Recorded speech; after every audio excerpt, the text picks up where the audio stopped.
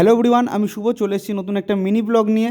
দেখতেই পাচ্ছ আমার হাতে 200 টাকা রয়েছে। তো 200 টাকা নিয়ে আমি যাচ্ছি বাজার করতে না, মেনলি আমি যাচ্ছি চিকেন কিনতে। খুবই চিকেন খাওয়ার ক্রেভিং হচ্ছিলো, যেহেতু আজকে রবিবার চিকেন হয়নি, সেই কারণে চলে গেলাম চিকেন কিনতে। তো 500 মতো মাংস নিয়ে চলে এলাম আমি বাড়িতে। দেখতে পাচ্ছ এটা আমাদের খুবই পরিচিত একজন রাজাদার দোকান থেকে বললাম 500 মাংস দাও, 500 মাংস নিয়ে নিলাম। বাড়ি এসেই ঢুকে পড়লাম রান্নাঘরে। তো রান্নাঘরে ঢোকার সাথে সাথে একটু ম্যাগনেট করে নিয়েছিলাম, নুন হলুদ দিয়ে ম্যাগনেট করে দিয়ে এদিকে তেলটা গরম করতে দিয়েছি এলাচ ফেলাচ দিয়ে। তারপরে পেঁয়াজটাকে ছেড়ে দিলাম, পেঁয়াজটাকে ছেড়ে দিয়ে খুবই লাল করে একদম ভেজে নিলাম। আর খুবই কিন্তু গরম পড়েছিল, বাবা ঘেমে স্নান হয়ে গেছিলাম। তো লাল করে ভাজার পর মাংসটা ছেড়ে দিলাম, ম্যাগনেট করা মাংসটা ছাড়ার পর একটু একটু করে আস্তে আস্তে কষা শুরু করলাম। দেখতেই পাচ্ছ, আশা করছি তোমরা ভালো স্বাদ পাবে এরমভাবে রান্না করলে। তো যেহেতু টমেটম ছিল না, সেই কারণে সস দিয়ে আজকের কাজটা চালিয়ে নিলাম। তারপরে কষা হয়ে গেছে, তারপরে ঢাকা দিয়ে 5 মিনিট মতো রেখে দিয়ে তারপরে আবার বার করলাম। দেখতে পাচ্ছ মাংস দিয়ে জলটা প্রায় ছেড়ে দিয়েছে।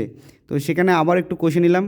কষার সাথে সাথে দারুণ কিন্তু স্মেল বেরিয়েছিল। দেখতেই পাচ্ছ আমার মুখে চোখে একদম পুরো ঘাম একাকার হয়ে গেছে।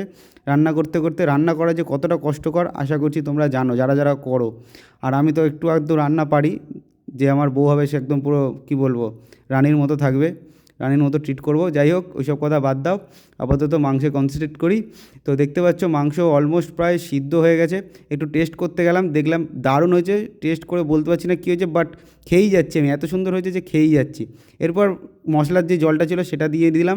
একটুখানি জল না দিলে হবে না, যেই কারণে জলটা দিয়ে আবার একটু কষে দিয়ে আবার ঢাকা দিয়ে দিলাম।